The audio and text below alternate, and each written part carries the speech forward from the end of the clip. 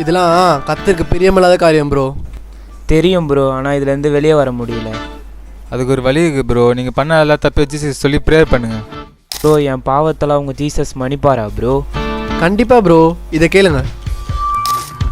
பாவங்கள் போக்கவே சாவங்கள் நீக்கவே பூலோகம் வந்தாரையா, மனிதனை நீக்கவே பரலோகம் திறக்கவே சிலுவையில் சுமந்தாரையா, நீரை துடைத்தாரையா, சந்தோஷம் தந்தாரையா, கண்ணீரை துடைத்தாரையா, சந்தோஷம் தந்தாரையா.